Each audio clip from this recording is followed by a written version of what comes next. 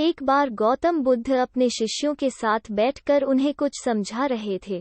बुद्ध के सभी शिष्य बुद्ध को बड़े ध्यान से सुन रहे थे।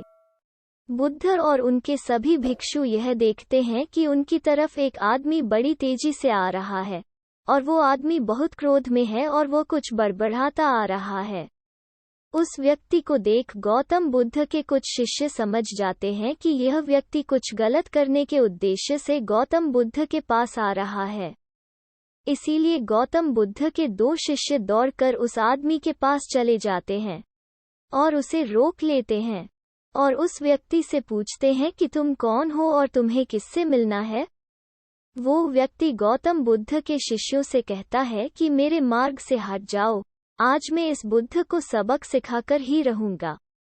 उस व्यक्ति की बात सुन गौतम बुद्ध के शिष्य उस व्यक्ति को शांत करने की कोशिश करते हैं, पर वो व्यक्ति शांत नहीं होता है।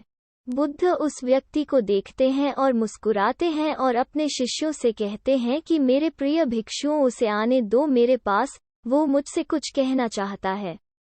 बुद्ध की आज्ञा का पालन करते हुए बुद्ध के भिक्षु उस व्यक्ति के मार्ग से हटते हैं और वो व्यक्ति बुद्ध के पास आकर खड़ा हो जाता है। जैसे ही व्यक्ति बुद्ध के पास पहुंचता है, वो बुद्ध को गालियां देना शुरू कर देता है।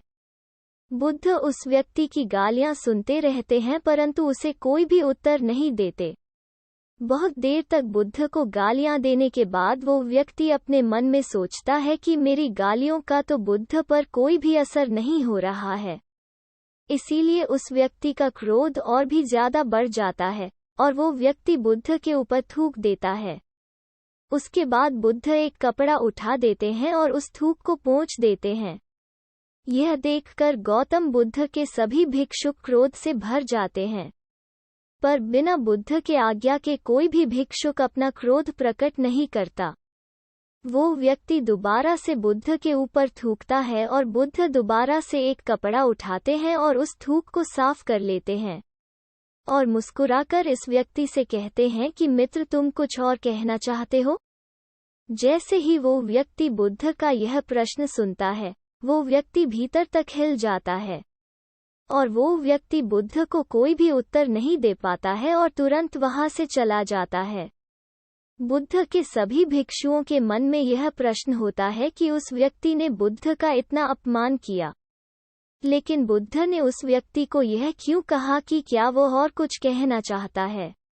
सभी भिक्षुओं में से एक भिक्षुक बुद्ध से कहता है कि आपने उस व्यक्ति से यह क्यों कहा कि क्या वो कुछ और कहना चाहता है, जबकि यह तो स्पष्ट था कि वो व्यक्ति यहाँ कुछ कहने नहीं आया था, बल्कि वह तो आपका अपमान करने आया था। क्या आप उसके द्वारा किए गए अपमान को नहीं देख पाए? बुद्ध मुस्कुराते हैं और अपने सभी भिक्षुओं से कहते हैं कि मेरे प्रिय भिक्षुओं, अपमान और सम्मान उसे नजर आता है जो इन दोनों से चिपके हुए होते हैं। मैं इन दोनों से भी ऊपर उठ चुका हूँ, इसीलिए ना तो मुझे अपमान परेशान कर सकता है और ना ही सम्मान मुझे प्रसन्न कर सकता है। वो व्यक्ति बुद्ध का अपमान करके अपने घर तो चला जाता है, लेकिन पर पूरी रात सो नहीं पाता है। उसके मन में सिर्फ यही प्रश्न घूमता रहता है कि मैंने बुद्ध का अपमान किया, उन्हें गालियां भी दी, फिर भी उन्होंने मुझसे यह क्यों पूछा कि क्या मैं कुछ और कहना चाहता हूँ, जबकि मैं वहाँ कुछ कहने नहीं बल्कि उनका अपमान करने गया हुआ था।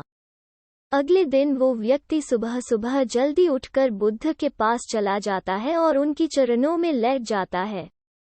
बुद्ध के सभी शिष्य उसको देखकर आश्चर्यचकित होते हैं कि जो व्यक्ति कल बुद्ध का अपमान करके गया हुआ था, आज वो रो रहा है और बुद्ध के चरणों में पड़ा हुआ है। बुद्ध उस व्यक्ति को उठाते हैं और उस व्यक्ति से कहते हैं कि मित्र, क्या तुम और कहना चाहते हो?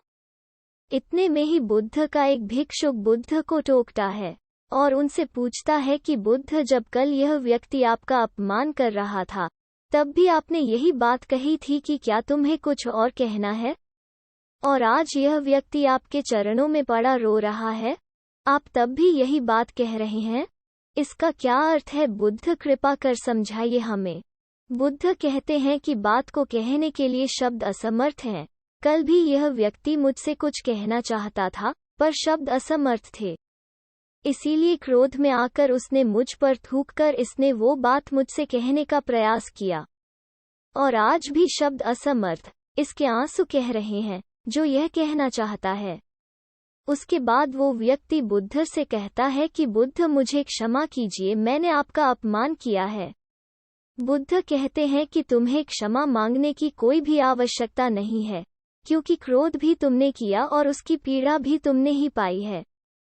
क्रोध जलते हुए अंगारे की तरह है, जिसे हम अपने हाथ में पकड़ते हैं किसी और पर फेंकने के लिए, और सर्वप्रथम उस अंगारे से हमारा ही हाथ जलता है।